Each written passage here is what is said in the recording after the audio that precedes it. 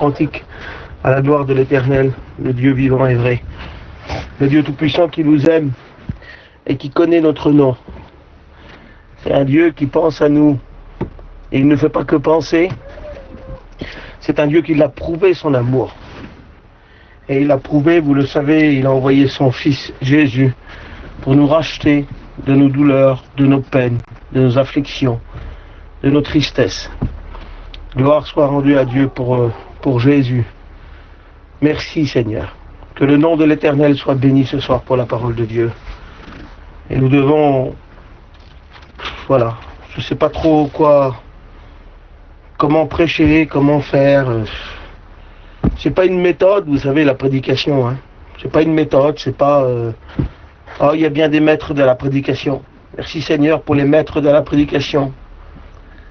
Mais il ne s'agit pas d'être un maître de la prédication. Il y avait des partisans pour Paul, des partisans pour Apollos. Et ne soyons pas les partisans de l'un ou l'autre. Je pense qu'il faut être le partisan de Jésus-Christ. C'est vers Jésus qu'il faut aller. C'est vers Jésus. Soyez partisans du Christ. C'est vrai qu'il y a peut-être des préférences. Voilà, on peut rien dire là-dessus. Mais ne faites pas des hommes, ne les montrez pas sur des piédestals. Parce que nous restons que des hommes avec nos faiblesses, nos douleurs, nos peines, nos afflictions, je vous le redis encore. Avec nos erreurs. Vous savez, il n'y a pas de Superman dans l'évangile. Si vous voulez voir des Superman, prenez un film et regardez Superman. Le 1, le 2, le 3, le 4. Si vous voulez voir les films des héros, prenez la télé, regardez, vous allez trouver des héros. Mais dans l'évangile, il y a des hommes qui souffrent. Des hommes qui ont peur. Des hommes qui sont affligés. Des hommes qui sont abattus. Des sœurs, des frères qui sont abattus. Mais gloire soit rendue à Dieu, ils poursuivent toujours la course. Et puis des fois, un jour, on est sur la montagne, et le lendemain, on est jeté par terre. Et est-ce que son amour, je vous pose une question, est-ce que son amour, est-ce que l'amour de Dieu changerait? Est-ce que Dieu nous aimerait toujours quand on est en haut de la montagne, avec les mains levées, avec des louanges dans notre cœur, avec de l'adoration, avec de la célébration, avec de l'intercession, avec un cœur plein de volonté pour Dieu? Ça ne serait pas un Dieu d'amour s'il nous aimerait quand on est que en haut de la montagne? Et parfois il y a des coups qui viennent nous frapper. Et puis nous sommes tellement affligés par ces coups-là. Nous descendons les échelons. Nous nous retrouvons à plus bas de terre. Et puis, il n'y a plus en nous cette motivation-là. Il n'y a peut-être plus la louange, il n'y a peut-être plus l'adoration, il n'y a peut-être plus la prière. Disons les mots comme ils sont. N'essayons pas de jouer des rôles devant Dieu, il connaît tout. Il sait où je suis, il sait comment mon état, et il connaît la tienne aussi. Et nous essayons parfois de porter quelque chose que nous ne sommes pas. Alors, c'est ce que Dieu nous aimerait que en haut de la montagne, dans la réunion, dans la bénédiction, dans le jeûne et la prière? Non, c'est pas ce Dieu-là que je connais. Et c'est pas ce Dieu-là que je prêche. C'est pas ce Dieu-là qui m'a sauvé. Quand je suis à terre, abattu, que mon âme est dégoûtée, que je n'arrive plus à me relever, ce Dieu-là m'aime toujours. Quand les fautes sont dans ma vie, quand les erreurs sont là, quand j'ai trop parlé, quand j'ai trop dit de choses, quand mon cœur, les motivations n'étaient pas bonnes et que mes pensées n'étaient pas à la gloire de Dieu, ce Dieu que je connais, que je vais vous prêcher ce soir, eh bien ce Dieu-là m'aime tout le temps. Que je sois dans la montagne là de bénédiction ou dans la vallée, le Dieu que je connais, même dans n'importe quelle circonstance de ma vie et n'importe quelle situation. Voilà le Dieu que nous allons écouter ce soir et que nous allons prêcher. C'est un Dieu puissant, vivant. C'est un Dieu qui nous aime. Et Dieu a les regards sur quelque chose. Nous allons regarder une prière dans la Bible. Nous allons aller voir dans la Bible une prière. Une prière d'un homme sincère et vrai. D'un homme qui n'essaye pas de jouer le Superman, bien qu'il n'en ait été un fut un temps. Oh, il a été le héros d'Israël. Il a été l'homme par excellence. Et après, les problèmes sont arrivés, la misère est arrivée. Il aimait toujours Dieu, il avait toujours un cœur pour Dieu. Mais Satan est venu. Savez-vous que Satan vient? Savez-vous que le diable fait des ravages? Satan vient. Et il vient pour détruire. Il vient pour voler et égorger. Cet homme-là a la notoriété en Israël. Il est élevé au-dessus de tous les hommes. Mais il a aussi dans son cœur des failles. Reconnaissez devant Dieu, reconnaissons devant Dieu qui nous sommes et les failles qu'il y a en nous. Ne jouons pas les héros, nous ne sommes pas des héros. Il n'y a qu'un seul héros, il se trouve dans Sophonie 3,17. L'Éternel est au milieu de nous comme un héros qui sauve. Voilà le héros que je voudrais vous parler ce soir. Ce héros qui sauve. Ce héros qui a les regards sur nous, ce héros qui a les regards sur toi, ce héros qui a les regards sur tes larmes, sur tes pleurs, sur ta souffrance, sur tes afflictions. Et nous allons regarder ensemble une prière sincère d'un cœur vrai. Cette prière-là, elle va se formuler dans une situation dramatique. Situation qui se trouve dans le livre de Samuel, 2 Samuel 16. Vous lirez les chapitres précédents. Le chapitre 15, 14, vous le lirez. C'est le drame, c'est la tragédie. Cet homme-là va faire une prière. Prière venant de son cœur. Oh Dieu,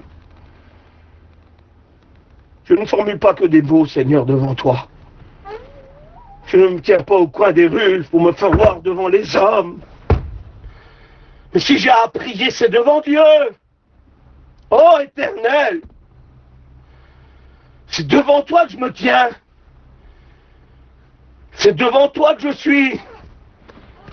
Je ne veux pas essayer de jouer une apparence que je n'ai pas. Seul Dieu connaît nos cœurs. Seul Dieu pourrait nous juger. Et il ne le fait pas parce qu'il nous aime. Il est toujours là pour nous relever. J'aimerais qu'on lise cette prière. On va lire cette prière. Il y a un mot dans la prière, il y a un mot qu'on ne connaît pas trop bien. Moi, je ne connais pas trop bien le français. Il a fallu que je vais chercher et regarder ce que ça veut dire. Il semblerait que dans le verset, ce mot-là est un mot puissant. Parce que l'homme qui va formuler cette prière veut qu'une seule chose, qu'il regarde sur ce mot.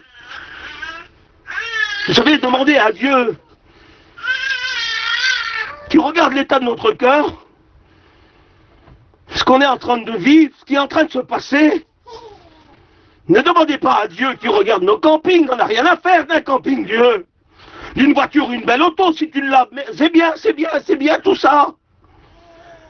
C'est pas des choses qui doivent être dans nos prières, il y a autre chose qui doit être dans nos prières. Dieu pourvoira à tes besoins, il te donnera du pain sur ta table. Puis ton sujet de prière ne doit pas demander des sous, non. Il y a bien plus important que des sous, il y a bien plus important qu'un camping, il y a bien plus important qu'une voiture. Il y a des choses primordiales en nous que nous vivons et qui est beaucoup plus important que toutes ces choses-là. Si vous avez focalisé sur ces choses, vous vous êtes trompé, repentez-vous et venez à l'essentiel. Pardonnez-moi de parler aussi fort, mais j'ai besoin de m'exprimer. J'ai besoin de donner le mot que Dieu met sur mon cœur. Il y a des choses essentielles, primordiales, que cet homme-là demande à Dieu qui vient regarder ces problèmes-là. Il faut que Dieu vienne, nous devons appeler Dieu, non pas pour des choses futiles qui est appelé à disparaître, et formuler toujours les mêmes mots et se fatiguer comme ça. La prière est bien plus que ça. La prière est bien plus puissante que vous le pensez, que je le pense, moi. Nous renfermons pas Dieu dans une bulle ou dans un coin, ou dans un système religieux. Et Dieu est bien plus grand que tout ça. Dieu est bien plus puissant que tout ça. Nous nous attendions au Dieu de l'espérance, au Dieu de la délivrance. Nous ne nous attendons pas, pardonnez-moi de l'expression, à un petit système de cantiques, de chants et un peu parler en langue, pardonnez-moi de ceci. Nous ne nous attendons pas à tout ça. C'est pas une larme qui changera un fils ou une fille. Tu peux pleurer toute une vie, pardonnez-moi, mais c'est de s'adresser à Dieu, de venir avec un cœur vrai, sincère et de parler au Dieu de l'éternité. Oh, cet homme-là va faire une prière dans une circonstance dramatique. Il doit fuir la mort derrière lui. Il doit fuir un ennemi. Cet ennemi-là s'appelle Saül. Cet homme qui fuit s'appelle David. Et puis cet ennemi, Saül, qui veut sa mort, un homme s'est rallié à lui pour essayer de tuer David. Mais cet homme qui s'est rallié à lui, c'est le fils de David. C'est compliqué tout ça quand même, non? C'est quand même compliqué, la situation est compliquée. Saül veut sa mort, il y a un homme qui s'allie avec lui, il est allié avec lui pour détruire David, et cet homme s'appelle, vous connaissez son nom, il s'appelle Absalom, le fils de David. Et David doit fuir. Il y a des situations qu'on ne comprend pas, hein, mes frères et sœurs. Hein. N'essayez pas de chercher à comprendre. On doit se mettre à genoux quand on ne comprend plus rien. On doit pleurer quand on ne comprend plus rien, aller demander à Dieu qu'est-ce qui est en train de se passer, qu'est-ce qu'il y a. Parle à Dieu, parle, ne formule pas de prière. Parle-lui. Quand on dit prière, il semblerait que c'est religieux tout ça. Parle à Dieu. Parle-y. Dis-lui que ça va pas, dis-lui que c'est pas bien, dis-lui que la situation est dramatique chez moi. Qu'est-ce qui est en train de se passer? Je comprends plus rien. Tu peux lui parler comme ça, essaye pas d'appuyer sur le bouton tout à l'heure pour formuler un quart d'heure avant une prière que tout le monde va dire Amen. Oh, elle a bien prié la sœur, elle a bien prié le frère. On s'en fout de tout ça. C'est pas ce qui compte. Ce qui compte, c'est que le ciel bouge. C'est que le cœur de Dieu soit touché par un cœur qui arrache ses vêtements, qui arrache son cœur, et qui pleure, et qui se lamente, et qui demande à Dieu de venir agir. Ce que Dieu veut.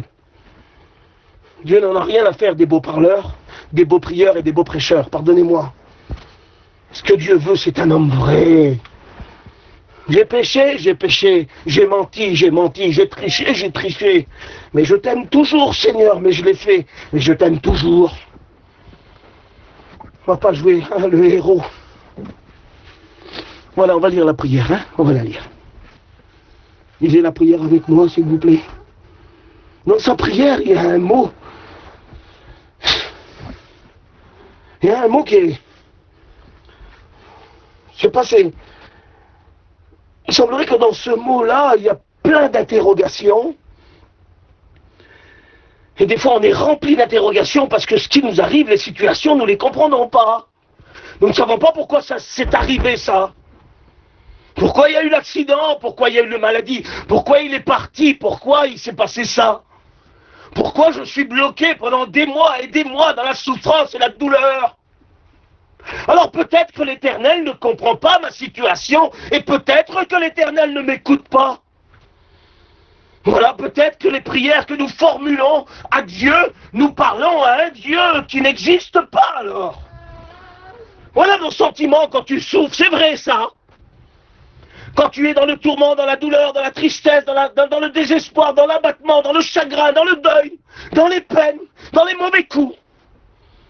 Et puis que ça dure, et que ça dure, et que ça dure, et que ça dure. Il y a une motivation en toi qui aime Dieu. Mais après, il faut quand même être réaliste qu'il y a des interrogations dans notre cœur. Et nous retournons vers Dieu. Et Seigneur, qu'est-ce qui est en train de se passer? Le doute arrive.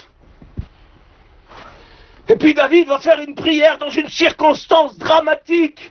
Son ennemi le suit et son fils Absalom le suit pour le tuer. Et des hommes le maudissent. Des hommes sont en train de le maudire. Et il va prier.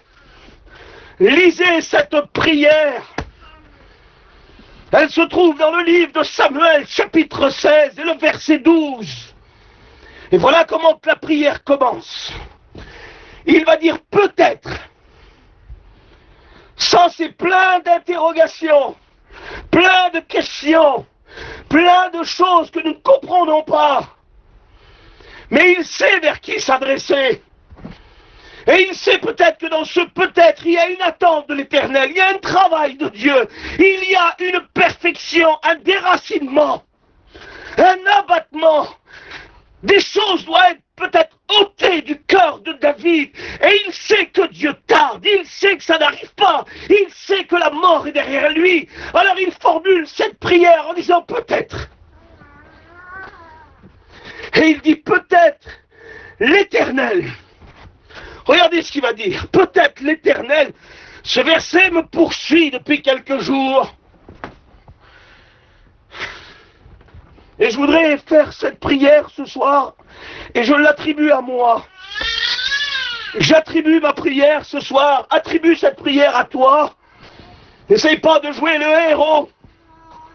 N'essaye pas de jouer le Superman. Mais essaye de rentrer dans le message et de comprendre où tu es. Et de regarder ta douleur, de regarder ton affliction, ton abattement, mais de te tourner toujours vers l'Éternel. Et il dit peut-être que l'Éternel, lui, ça ne l'intéresse pas de regarder la royauté, de regarder sa place qu'il vient de perdre, il est obligé de fuir, de regarder que son fils l'a trahi, renié, qu'il veut sa mort. Il aurait pu dire, mais pourquoi j'ai perdu ma royauté? Pourquoi j'ai perdu ma place? Pourquoi cet homme veut me tuer? Pourquoi mon fils me fait la guerre? C'est peut-être la question que tu es en train de te poser. Est-ce que tu es en train de vivre en ce moment? Et lui, il ne demande pas à Dieu d'aller regarder toutes ces souffrances et ces misères qui se passent chez lui. Il y a un problème dans son cœur, cet homme. Il a une douleur profonde. Et il veut que Dieu regarde sa douleur. Dieu veut qu'il regarde sa douleur. Et Dieu, le Dieu que nous prêchons, ce Dieu d'amour, ce Dieu qui se déplace, qui se lève de son trône, qui descend sur la terre et qui marche avec les hommes. C'est ce Dieu-là qui vient devant les personnes et que son cœur, ses entrailles se tordent par la compassion. C'est ce Dieu-là que nous prêchons. Ce Dieu qui est un Dieu de pardon, que la Bible me dit que sa colère dure qu'un instant et son amour est éternel. Ce Dieu qui vient devant les malades et que ses entrailles se tordent. Ce Dieu qui ne reste pas insensible à une maman qui pleure, à un papa qui pleure, à un fils qui est dans la drogue et dans la misère, à un père qui est en train de pleurer son fils qui est parti. C'est ce Dieu-là que nous prêchons. Nous prêchons pas une dénomination, ou nous prêchons pas des noms d'hommes. Nous prêchons ce Dieu qui se révèle dans son amour.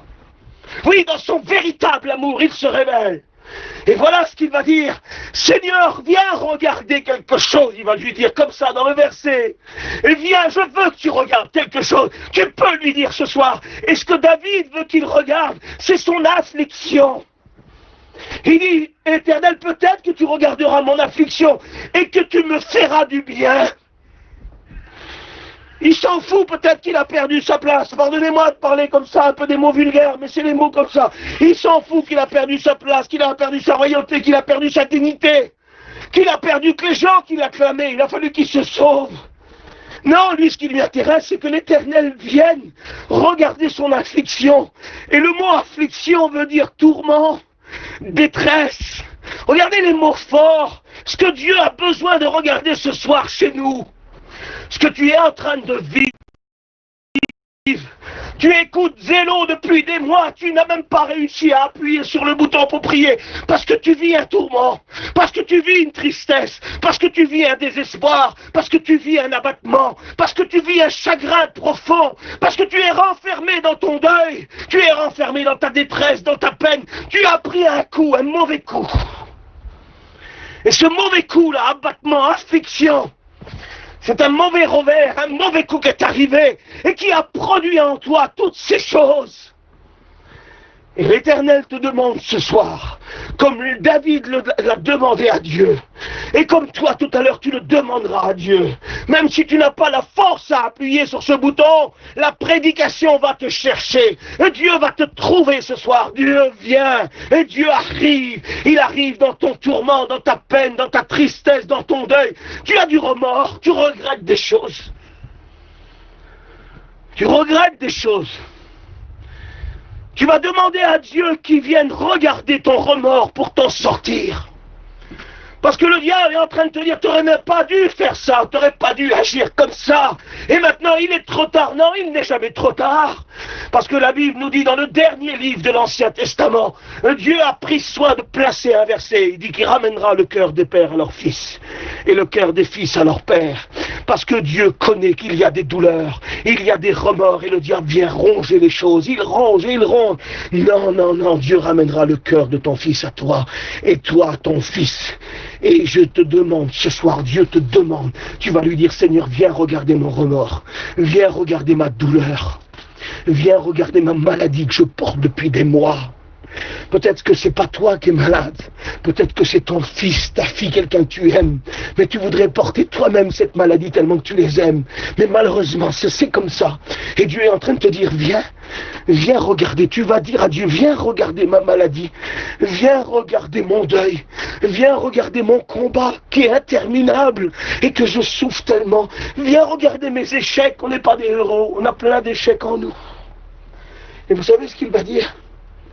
Peut-être regardera-t-il mon affliction et me fera-t-il du bien en retour de mes malédictions d'aujourd'hui. J'aimerais dire à tous ceux qui écoutent de la part de Dieu que Dieu regarde ton affliction, ta douleur, ta peine, et lui ce qu'il veut, notre Dieu ce qu'il veut, c'est de te guérir et de venir te faire du bien. Méphibosheth avait tous les malheurs de la terre. Il a tombé quand il était petit. Il aurait dû obtenir la royauté. Il n'y a rien qui a été chez lui. Rien qui a été. Il y a des vies où rien ne va. Où tout semble s'écrouler. Malheureusement, il tombe. Ses pieds sont perclus. Sa famille est dissipée. La royauté de son père est exterminée. Et puis là, il est comme désespéré. Et puis David, l'homme selon le cœur de Dieu, cet homme qui a fait cette prière-là, va venir au pouvoir. Et normalement, d'après la succession d'un roi à un autre, tous ceux du roi précédent devaient mourir. Mais Dieu, lui, ne laisse personne dans l'affliction ou la douleur ou dans la mort. Il fait appel à Méphibosheth et il tremble par la peur parce qu'il sait, d'après les lois, qu'il doit mourir, il le sait. Quand il arrive devant David, il dit, reste-t-il quelqu'un encore de la maison de Saül, non pas pour que je le frappe, c'est pas ce Dieu-là qu'on vous prêche, non pas pour essayer de le juger ou de lui montrer du doigt, non, il dit, reste-t-il quelqu'un de la maison de David pour que je lui fasse du bien. Eh bien le Seigneur ce soir regarde tes afflictions, il a les regards sur toi, tu pleures, tu as de la peine dans ton cœur, le Seigneur a les regards sur toi. Le Seigneur a les regards sur toi. Le Seigneur a les regards sur ton affliction. Et il vient pour te faire du bien. Nous allons prier l'Éternel Dieu. J'aimerais terminer avec un verset. Nous prêchons le Dieu de l'espoir, le Dieu de l'espérance. Et nous savons que notre délivrance est proche. La Bible dit dans le livre de Corinthiens, 2 Corinthiens 4, verset 17. Car nos légères afflictions du moment présent produisent en nous un poids éternel de gloire. Parce que nous ne regardons pas aux choses visibles, mais à celles qui sont invisibles. Car les choses visibles sont appelées à disparaître, mais ceux qui sont invisibles sont éternels. Je relis le verset, je relis la prière de David et nous allons prier. Peut-être l'Éternel regardera-t-il mes afflictions et me fera-t-il du bien? Oui, le Seigneur veut te faire du bien. On va prier. On va prier Dieu. On va louer l'Éternel. Et parle à Dieu, je t'en prie, parle. Ne prie pas. Ne prie pas, ne prie pas, ne prie pas, ne prie pas. Ne fais pas de prière. Ne demande rien. C'est toi qui as besoin. C'est toi qui as besoin d'être guéri. C'est toi qui as besoin d'être soigné. C'est toi qui as besoin d'être restauré. Ton abattement, ton désespoir, ton chagrin, ton deuil. Tu as besoin de Dieu, tu as besoin. Dis comme David, Seigneur, viens. Regarde mes douleurs. Regarde mes peines, mes souffrances. Viens. J'ai eu un mauvais coup, un mauvais revers. Un mauvais coup qui s'est passé, ça m'est revenu, Seigneur. Ça a produit la mort, la peine, la tristesse, la douleur. Ça, c'est le revers du monde. Mais il y a le revers de Dieu. Celui-là, il apporte la guérison. Il apporte l'espérance. Il apporte le salut. Alors tu vas faire la prière, tu vas prier pour toi. Pour toi, pour toi, pour toi, pour toi, pour toi. Pour toi, que pour toi. Et tu vas dire ce que tu as dans ton cœur. Et tu vas demander à Dieu ce qu'il vient regarder. Appelle-le pour ta douleur. Pour ta peine et ta souffrance, ton abattement, ton deuil, ton chagrin, ta misère, ta détresse. Joue pas le héros. Un jour, on est au sommet de la montagne. Le lendemain, on est dans la vallée à demi-mort et il faut que le bon samaritain s'arrête et qu'il nous soigne. Ça, c'est les hommes. Mais Dieu nous aime. Juanito, tu veux prier? J'ai terminé. Que Dieu vous bénisse à tous et à tous.